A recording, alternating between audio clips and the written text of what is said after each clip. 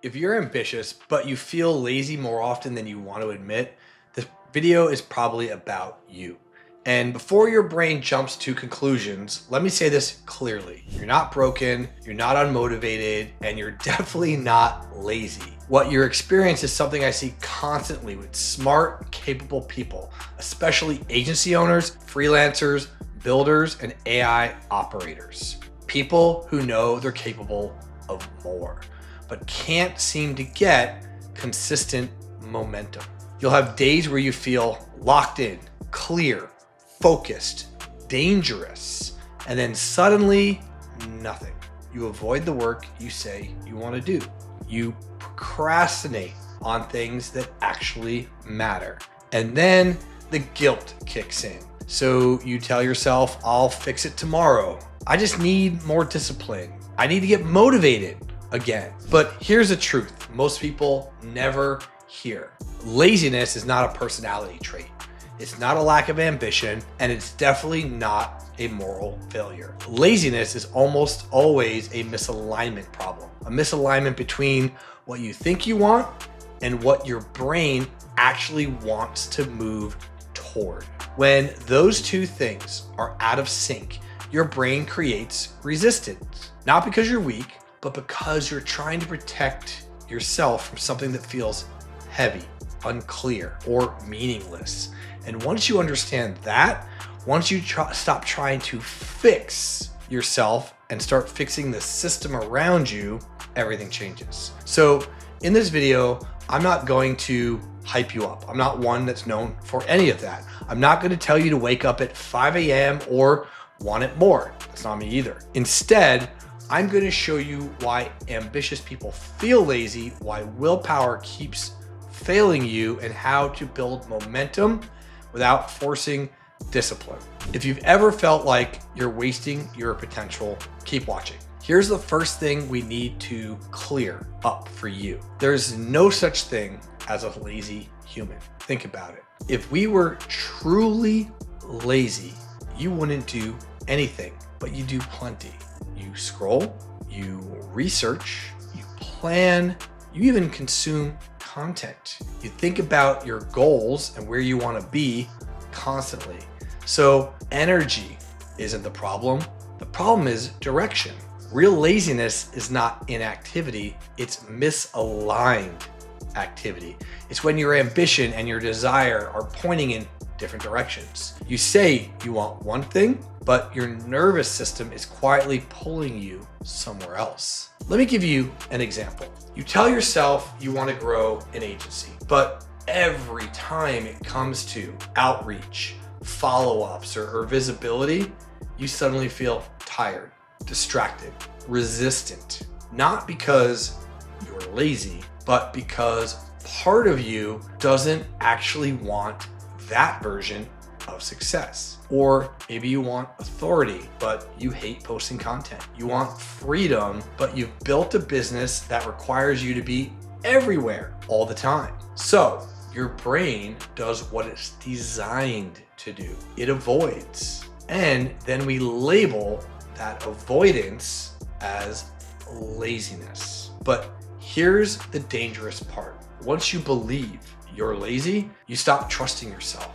You start thinking, why can't I just be consistent? Why can't I just follow through?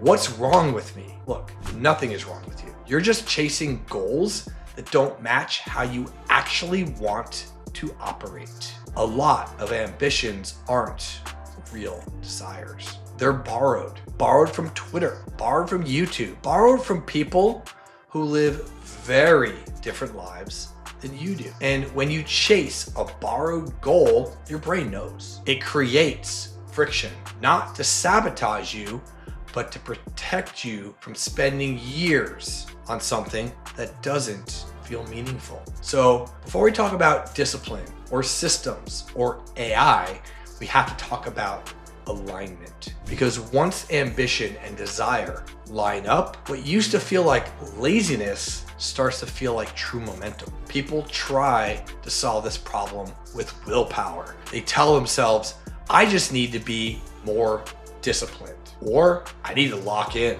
or I need to stop being so soft. and it works for about 3 days. And then life happens, energy dips, motivation disappears, and suddenly you're right back to where you started, except now you feel worse because you failed again. Here's the hard truth. Willpower is a terrible long-term strategy. It's expensive, it drains fast, and it was never meant to run your life. Science calls this the activation barrier. The hardest part of any task isn't doing it, it's starting it. Starting requires the most mental energy, the most emotional buy-in, and the most belief. So when you set massive goals like, I'm going to rebuild my entire business from the ground up, I'm going to post content 2 times a day, every day, or I'm going to completely change my life, your brain doesn't feel inspired. In fact, it feels threatened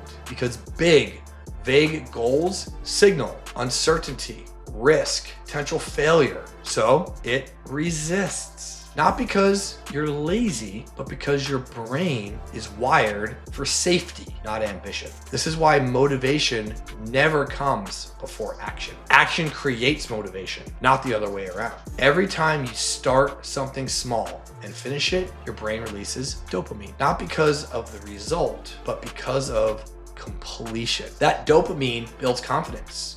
And confidence builds consistency. This is why people who look disciplined are usually just people who lowered the bar to start. They didn't aim to win the day, they aimed to begin the day. So if you've been waiting to feel ready or waiting for motivation to strike, you're playing the game completely backwards. The real goal isn't to feel motivated. The goal is to make starting so easy that resistance doesn't stand a chance. And once you understand that, you stop trying to force discipline and you start designing momentum. This part usually messes with people a little bit, so stay with me. Most ambitious people don't fail because they aim too low. They fail because they aim too big, too fast, too vaguely. We've been taught that big goals create motivation, but in reality, the brain only commits to goals it believes are attainable. The moment a goal feels distant, unclear, or overwhelming, motivation collapses. And that's not weakness, that's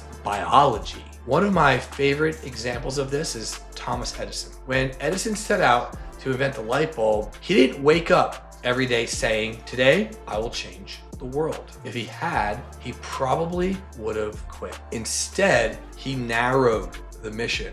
The goal became test one filament, learn why it failed, test the next one. Same vision, smaller ambition. And that subtle shift changed everything, because now success was not tied to inventing the light bulb. Success was gathering one useful data point. When you operate this way, failure stops feeling personal. It becomes information, and that's critical because ambitious people don't quit due to a lack of talent. They quit because they're exhausted from carrying expectations that are too heavy. This is where most agency owners and entrepreneurs get stuck. They don't think in iterations, they think in outcomes. I need to hit 10K months. I need to build authority.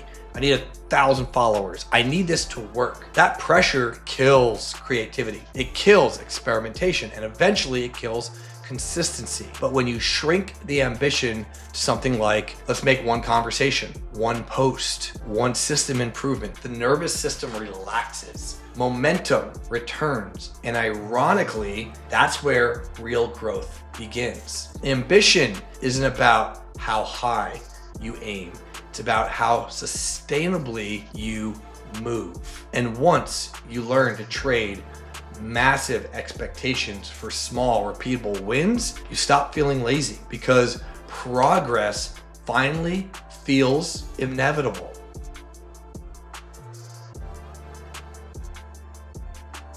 They think they need more discipline. What they actually need are better systems. Discipline is fragile. Systems are durable. Systems work even when you don't feel like it. High performers aren't more disciplined than you. They're just harder to derail.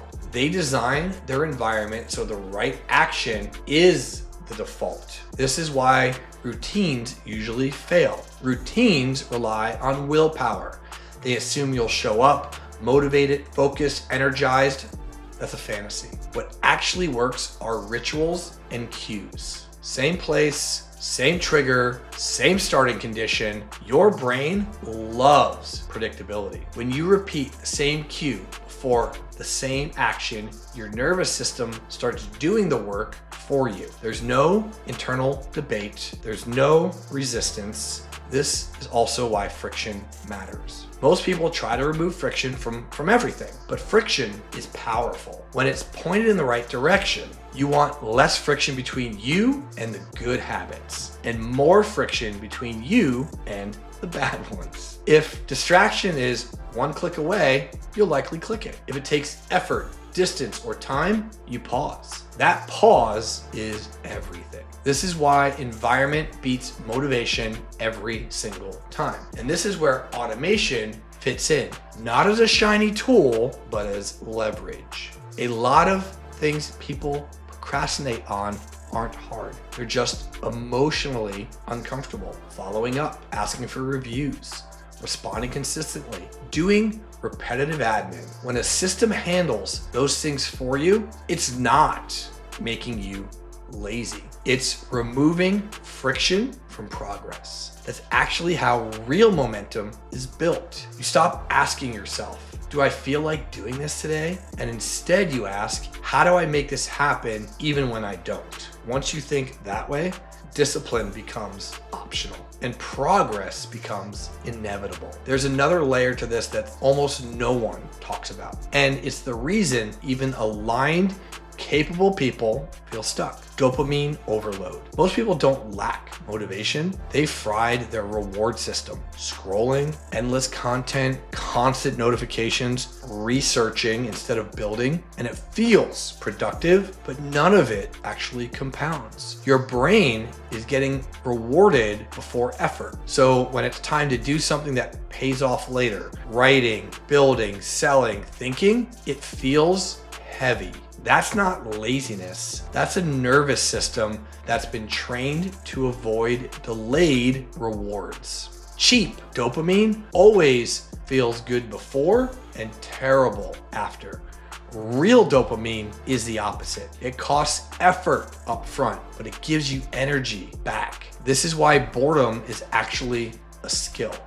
When you remove constant stimulation, your brain relearns how to focus. Creativity comes back. Clarity comes back. Drive comes back. But you have to create space for it. Even something as simple as 10 minutes with no phone, no music, no input. That discomfort you feel, that's not boredom. That's your brain recalibrating. This is also where fake progress sneaks in. Watching content about building a business is not building a business. Organizing tools is not executing. Planning endlessly is not momentum. These things feel safe because they don't risk failure. But safety is the enemy of growth. Once you reduce the noise, once you starve the fake dopamine, real ambition resurfaces naturally. You don't have to force it. It was never gone. It was just buried under distractions. At this point, patterns should be obvious. You don't need more pressure. You don't need more motivation. And you definitely don't need another productivity hack. You need an operating system that works with how your brain actually functions. So here's a simple framework I want you to remember, especially if you're ambitious but allergic to busy work. Rule number 1, eliminate repetition. If you do something more than twice, it doesn't need discipline. It needs a system. Think follow-ups, client onboardings, admin tasks, social proof collection. Repetition drains energy because your brain hates redeciding the same thing over and over. Systems remove that decision cost. Rule number 2, automate trust. Most people think authority comes from effort. It doesn't. It comes from consistency, reviews, proof, visible momentum. The reason so many business owners struggle here isn't laziness. It's friction and awkwardness. When trust building happens automatically, credibility compounds without effort. That, my friend, is leverage. Rule number 3, lower activation energy. If a task feels heavy, it's too big. Shrink the starting point. 5 minutes, one action, one message. Your job is not to finish, your job is to start. Once you start, inertia works in your favor. Rule number 4, use social pressure intelligently. You will always care what people think. That's human. So instead of fighting it, let's weaponize it. Communities, accountability, public commitments. Make your progress visible, and suddenly doing nothing feels more uncomfortable than doing something poorly. That's when action starts to become automatic. When you combine these 4 rules, you will stop fighting yourself. You stop forcing discipline, and momentum becomes your default state. Now, here's where most videos would hard pitch you. I'm not going to do that. Instead, I want to tell you what actually changes things for people long term. It's not another idea. It's not buying another tool. And it's definitely not more motivation. It's proximity, who you're around, what you're exposed to on a daily basis, and what kind of thinking becomes normal for you. This is why ambitious people feel lazy when they're isolated. You're trying to self-regulate everything, your discipline, your clarity, your execution. That can be absolutely exhausting when you put yourself in an environment where systems thinking is normal, automation is expected, leverage is the default. Your behavior changes without effort. That's exactly why I built my Skool community. Not for hype, not for guru status, but for AI operators, people who want fewer moving parts and better results. Inside our group, we break down how to use AI to remove friction, how to build systems that run without babysitting, how to stop relying on motivation and start relying on structure.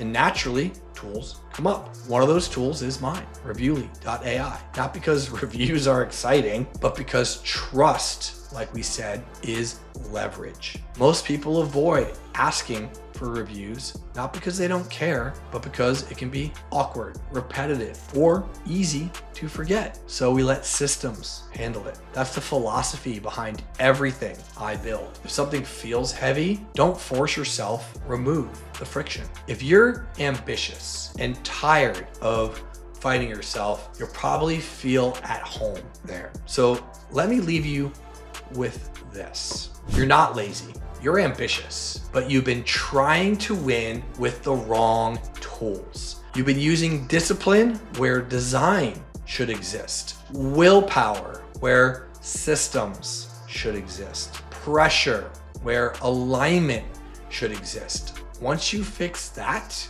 once you build an environment that works with your brain instead of against it, momentum stops being something you chase. It becomes something you expect. Stop asking yourself, how do I become more disciplined? What I want you to do is start asking yourself, how do I make progress harder to avoid? Because when starting is easy, when trust compounds automatically, when systems carry the weight, you don't need motivation. You just need to show up. If this video helped you see yourself a little more clearly, click the links down below, and I'll see you inside the community or in the next video. Take care.